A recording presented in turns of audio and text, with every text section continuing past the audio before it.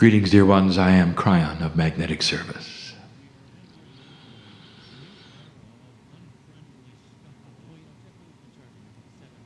Again, we are here in a way that may seem strange to many. I want you to get used to hearing this voice.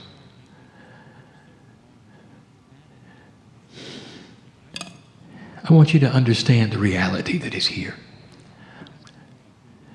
You would ask yourself, human being, is this real? You might say, Kryon, I'm having a hard time believing that you're really channeling and that the voice comes from the other side of the veil. It's so difficult. If that's what you're saying today, human being, I will say, blessed are you. For these are honest words coming from one who is struggling to work out of the three-dimensional box. And what happens is that slowly, if you ask the right questions of your own self, of your own belief, of your own psyche, you start getting shown things you didn't expect. For if indeed it is a quantum experience on the other side of the veil, if indeed I am linearizing this conversation and presenting it to my partner, if this is true, this is a quantum experience. And that means that language is only a small part of it. That the audio that you would hear or the words that are seen on the page, such a small part of it. We have spoken of something called the third language. This third language, identified some time ago, is not a language in linearity, which is the third one. It is a language of the catalyst of the three. We use the three in numerology to represent a catalytic action number. That is to say that all of you have the ability to receive what is being given at a level which is quantum and not language, and not words on a page. Even the reader of this particular message can ask for a quantum experience and be in the session with those who are in the session.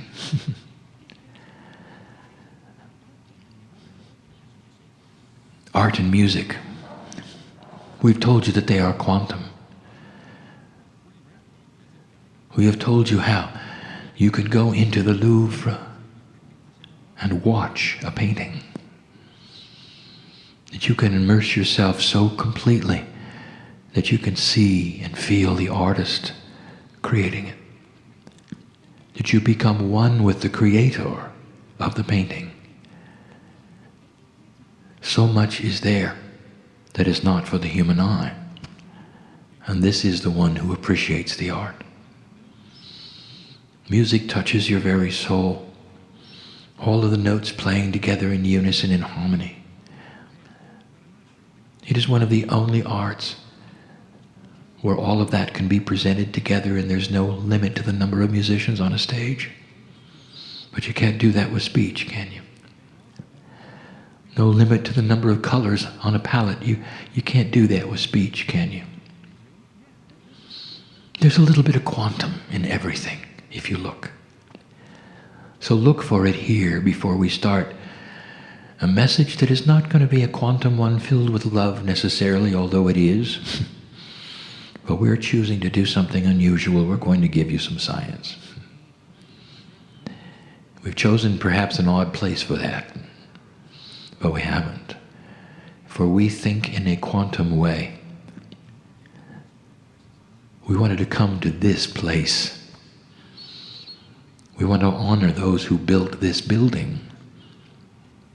We want to honor the ancestors who are listening. We've come to a very quiet place in the stillness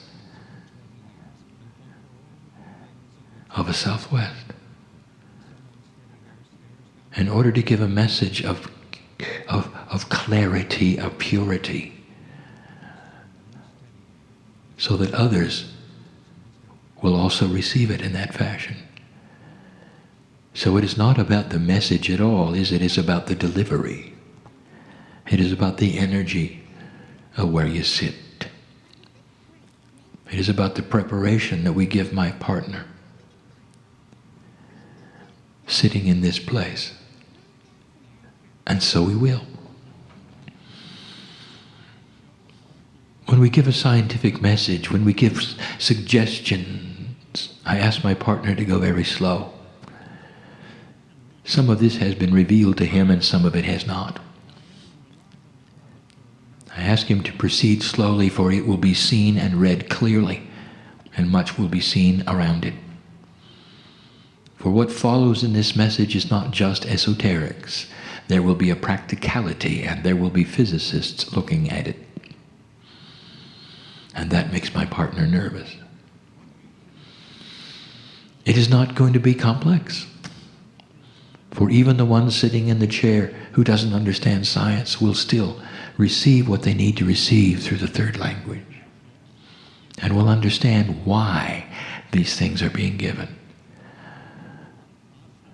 And all through this, the entourage which is poured into this place, which represents the ancestors of all of you,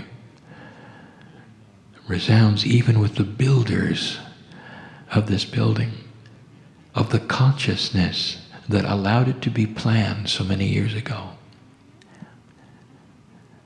for the display of ceremonies that it has on a regular basis, and what that means to the earth and the land, to continue to hear the ancients giving the sounds that they have given for so long.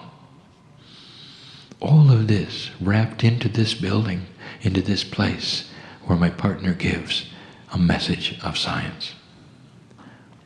Not necessarily a long one, but one which you have to hear.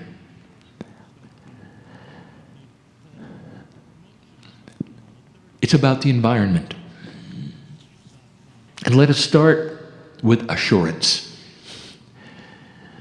Let us review one more time that what you are seeing in weather changes on this planet you have not created by yourselves with human effort. What you have called global warming is not global warming at all. And I say it again, it is part of a cycle that always was. The North Pole has melted several times and come back several times. It is a waxing and waning. The water evaporation cycle, it has been here before. It is here sooner than expected, and that is alarming. If you were to ask Gaia, the actual energy of Gaia right now to come into this place, Gaia would give this message: humans have not caused this. Could it be any clearer? And I give you this information so there would be no alarm sounded of things that you would have to change drastically and dramatically. Now, at the same time I would say that, I would say this: there is a mandate to change your energy. What you put into the air is significant, for it is a hazard to your health. What you put into the air hurts humanity, not necessarily Gaia. Gaia is more resilient than you think. Gaia adjusts in ways you don't expect. Gaia takes care of Gaia. Clean up the air, and you will live longer. And that is one of the subjects of today. It's going to get colder. That's one of the subjects of today. You're going to need more energy. That is the subject of today. And we have given you the steps of creating energy easily. And we've given you advice in the past. And one of them we wish to revisit. For it's time for you to think out of the box of three-dimensional when it comes to some of the things that we have discussed with you. You think in a straight line. You don't think past necessarily certain things that you assume. At At the same time I give you this information, I will also tell you that this particular information is already known on the planet. It is the way of it. We do not give you something that has not already occurred to a human being. Free choice is what we have told you is the operative word, even in science. This must have occurred, and a human being must have had a situation where they're actually aware before we will give you a message like this. And the reason we do it is because one human being aware sometimes could do nothing about it. But the thought is given. When these thoughts are given to humanity, they normally land on the planet in more than one place. That is to say, epiphanies of discovery happen all at once, usually 3 to 4 times, in order to assure that they will not be lost. And so I am going to add this voice. There is tremendous energy available from the earth for free. It is not free energy, for you have to build an extractor to get it. But it's everywhere. Absolutely everywhere. It is called geothermal energy. And it goes like this. Below your feet, not very far, not really. It's hot. Hot enough for you to drill down and create steam. If you can create steam through natural process of thermal energy of the planet, you can drive turbines and create electricity. That will create heat. There are other ways to create heat as well, using even the geothermal heat itself. You're fond of steam engines, and you've been using them very, very long time, and you continue to. Today's nuclear reactors are simply very, very expensive steam engines. For you heat water, you create steam, and you drive turbines. So we are giving you something to think about. For nuclear power, as good as it is not clean. There is a side effect. And you know what it is. For there are waste products which are dangerous, and you know this. As clean as it is, there is still something you have to dispose of. Geothermal, there is no thing you have to dispose of.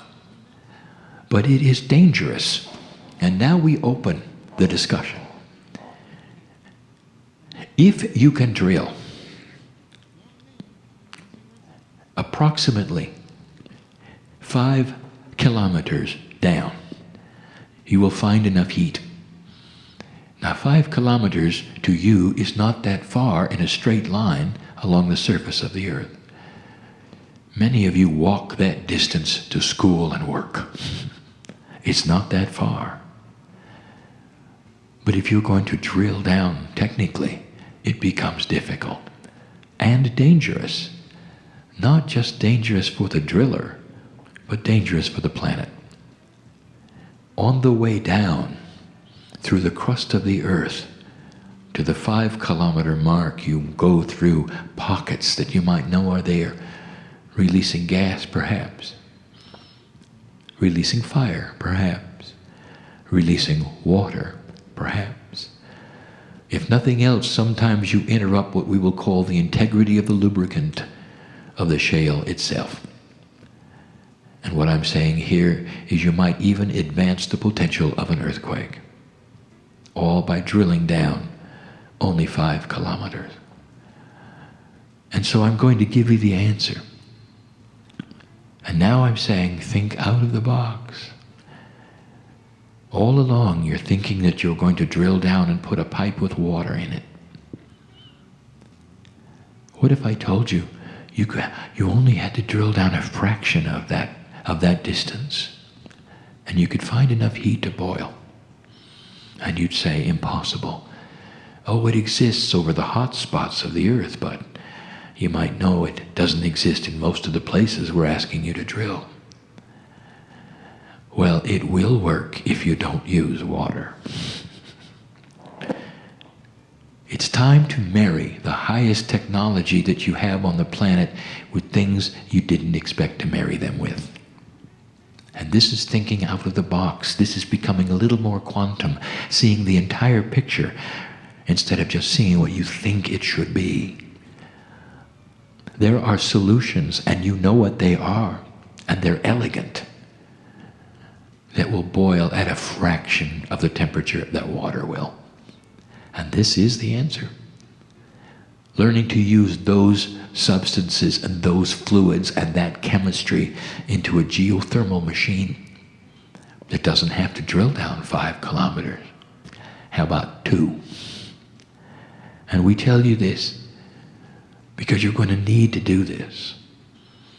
And if you do it, and if the advice is followed, you'll find that the timing and the synchronicity of discovery is at hand. That is to say, you will understand these things will fall together. You will get the steam engine, and it won't take 5 years to build, and it won't be dangerous, and you don't have to cover it with a shell. Much easier. It won't belch smoke. It won't pollute. And you don't have to worry about being next to it. And it'll drive electricity. And you're going to need to heat homes and businesses. Because eventually, it's going to get cold. That's number 1. We're going to give you one other invention. Now, this also has been presented on the planet. This has been thought of and not acted upon. This actually is not all that new. But I will tell you that there is a situation at hand where it was inappropriately purchased and pocketed. So I'm going to give it to you so that the public can see it, and anyone with synchronicity who listens to the message and reads the words will understand it. Even you sitting in the chairs will understand it. And the scientists and the physicists will then have to implement it.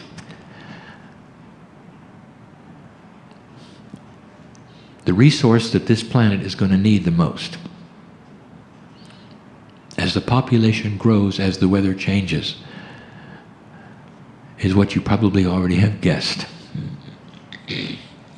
Fresh water. Already it's becoming scarce. You will notice the snow is falling in the wrong place. The reservoirs are built for the old energy with the old weather. The aqueducts are built for the old energy and the old weather, and all the snow is falling in the places that are not obtainable for fresh water, and that will be the way of it. As the populations grow, scarce it becomes, and there is one answer.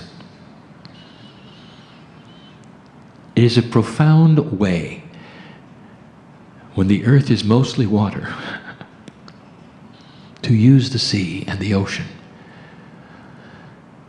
The ocean, of course, is not fresh water. And so you have to ask how to extract the salt. Desalinization exists today in a very inefficient way. Large amounts of water have to go into vats of containment and sit there, or large amounts of energy are used to heat the water in various ways, various attributes, various systems, some of them steam, some of them not, all requiring heat to take out the salt. It takes a long time. It's expensive. It's not efficient. It is not tenable to desalinate for an entire city. Only in places that simply have no fresh water at all is it used. So inefficient is it. Now I'm asking you to think out of the box, and I'm going to give you the answer. My partner, I want you to go slow here. Most of the cities on earth, of all of the countries on earth, the largest ones are on the coasts near the water.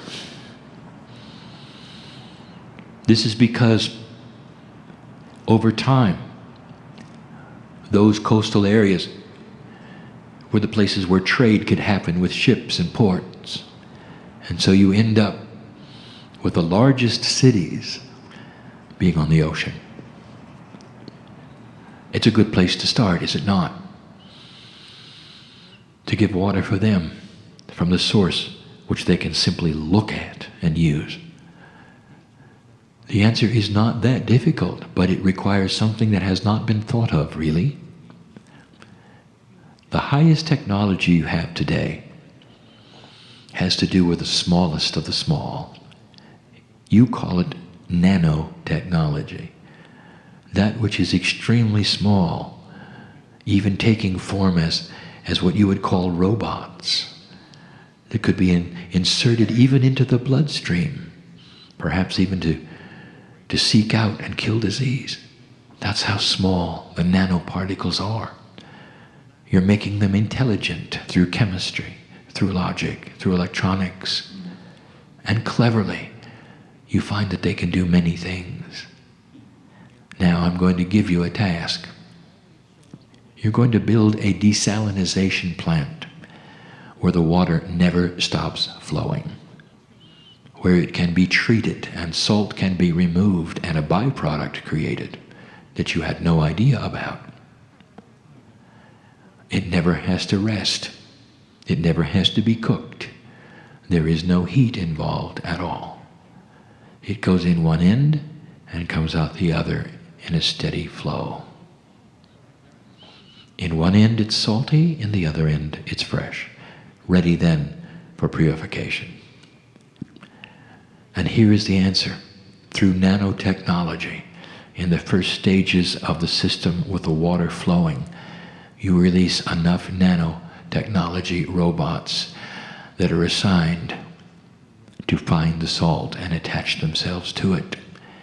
Except there is a caveat, and that every single robot is magnetic. I am the magnetic master, after all. All of the salt then becomes magnetic. It's not that hard. You have the chemistry for it. You have the nanotechnology. Think out of the box. Think out of the box. Chemist, physicist, you can do it.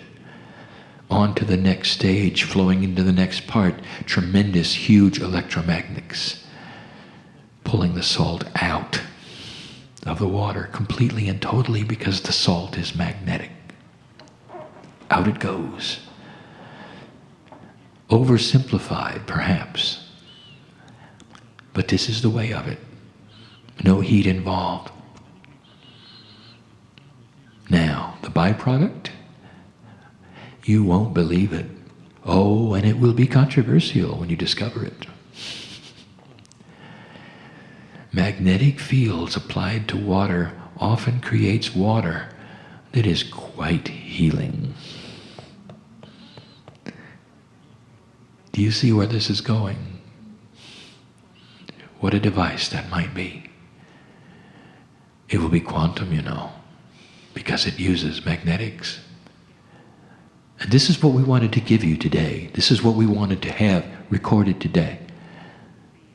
In this way, that you might hear it. There is so much more. And just in closing, I will tell you what we see in the future, and we're not going to give you a time frame, for there is none. This information I'm about to give you can be 2 generations away, maybe 3. But it all has to do with quantum invention. Physicists, listen, I'm going to give you something you already know is possible. It is another field of science that flies in the face of everything 3-dimensional you've ever learned. Humans are funny. Even in the highest math and geometry you have, everything is defined in a straight line. Everything defined in a straight line. A circle is an infinite number of straight lines. That's funny. It's almost as though a circle didn't exist in nature. And the human has to straight line it for it to exist. Interesting, isn't it? I'm just giving you the bias.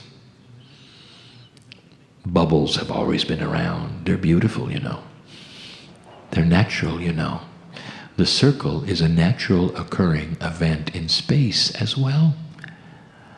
What you don't know, and you may suspect, gravity and magnetism all bend. They don't go straight. They never have. What about light?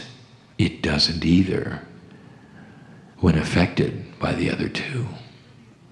That ought to tell you something. Nothing is really a straight line at all. The only straight lines around are in the brains of the humans.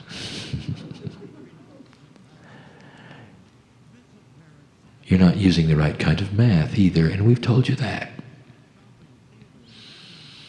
There is an elegance of math that is quantum.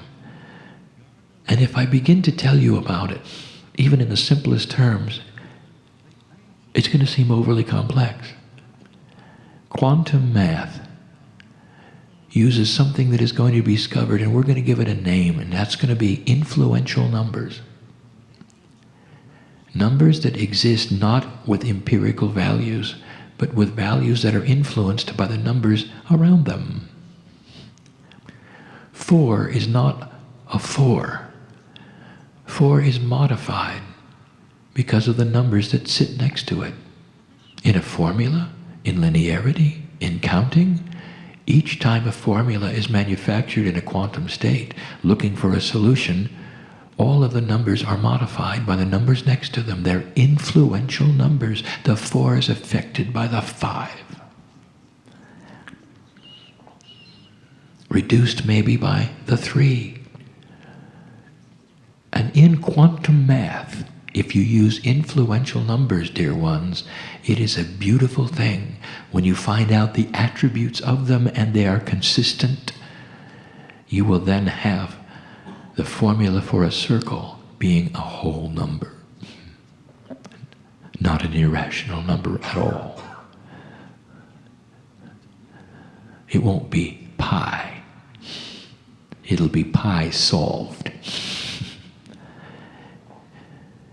We ask the physicists to work it backwards if you have to get a whole number of pi. That'll give you a hint at what has to be done. Imagine mathematics with influential numbers, where each number is not empirical, but influenced by the one around it. I'm giving you high math now. And here's how it's going to serve you. Because when you start to understand it, you're finally going to understand what I'm going to call the holy grail of physics. That's a human term. In your straight line thinking, in your bias, you have all of your 3D formulas, don't you? And when you look at the basis of physics, you talk about those things which have mass. And in those things which have mass, you've even figured out atomic structure and density, all those things. And you think they're static, don't you? You think there is a formula that is for everything. If it has so much mass, it weighs so much in a certain atmosphere, a certain gravity. You've got it all figured out.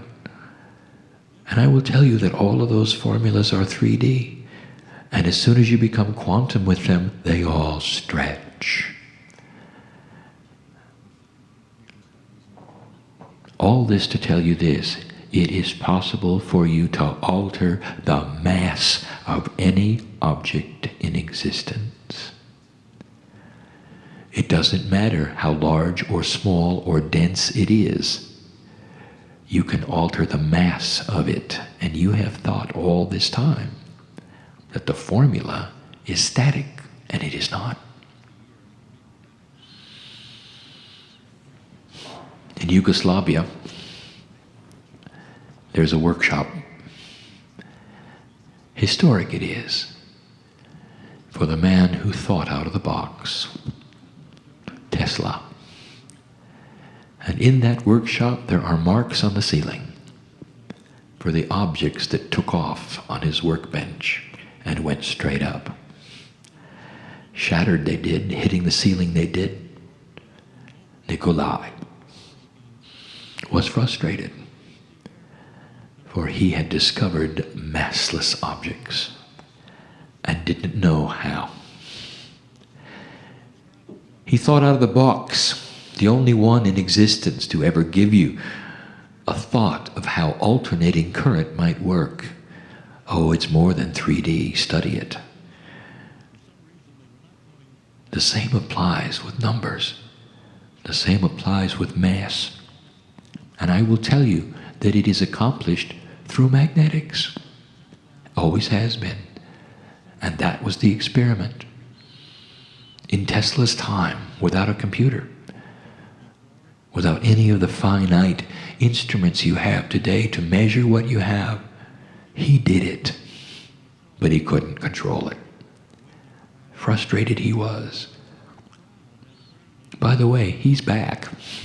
I'm not going to tell you where. Maybe he will listen to this and know what to do next. Clever it is how magnetic fields must be arranged around other magnetic fields. Even solutions that are magnetized to create fields within fields, sometimes at right angles, sometimes not, to give you a condition that will create a change in mass. None of these things are out of the purview of human development. How long it'll take? We don't know. That's up to you. But do you understand what it will change? That means that the things of science fiction are finally yours. What you call anti-gravity is simply an object without mass. It'll float, no matter how big. It's doable. It's in all of your science fiction movies. Maybe it's time to implement it. Kryon, why do you give us these things? And with this we close.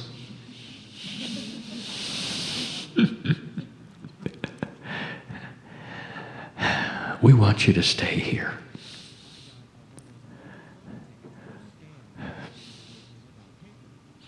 Give it in love. We want you to stay here. And you're not going to have much luck with that unless you start thinking quantum.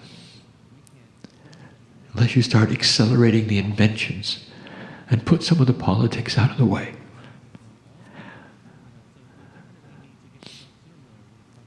For the countries which must do this are the ones that have the highest technical abilities. And they also have the highest influential structures that are in the way of it all. It is time for the population to understand this and turn the physicists loose and not strap them with those things that are difficult with burdens. And maybe you don't know what I speak of, but they do. Because we want you to stay. In the process, there will be life extension. In the process, there will be epiphanies. In the process, you might even find that this message was accurate and true. And then you've got a puzzle, don't you? Physicists, if you're listening to this, you've got a puzzle. Because who is it who is speaking from the other side of the veil, giving you information that is true and real and scientific? At some level, you're going to have to say, it's the piece of you. At some level, you're going to have to admit that the spiritual and the science is allied, and that the creative energy that created the earth and the magnetics and the gravity and all of the things you study is a piece of you. And maybe then you'll open up.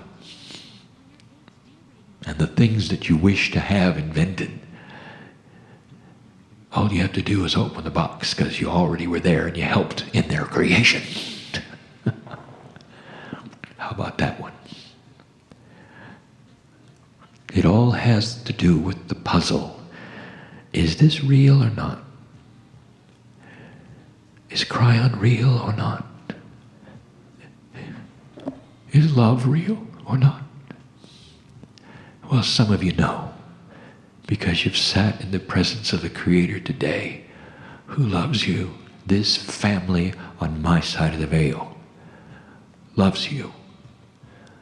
It's a wonderful Valentine message, isn't it? And so we say to you, dear ones, all of you,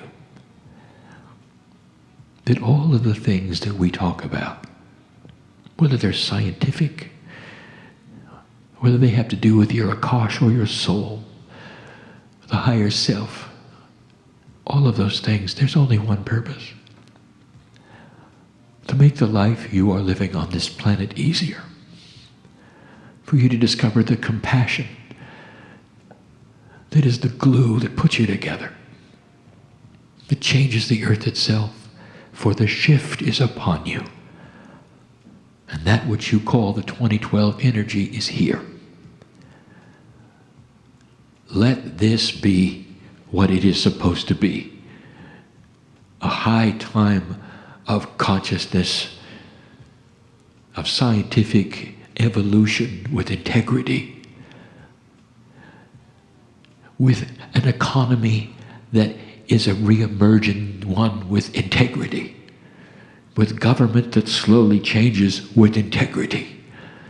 Things that you would never put together, that in the past were oxymorons, couldn't exist together. Integrity in government, integrity in insurance, integrity with banking. All of these things, a new paradigm is upon you. This shift is difficult. And we have the warrior and the worker in the chairs in front of me. And they know it, because that's why they came. I know who you are. And I celebrate each one. And so it is.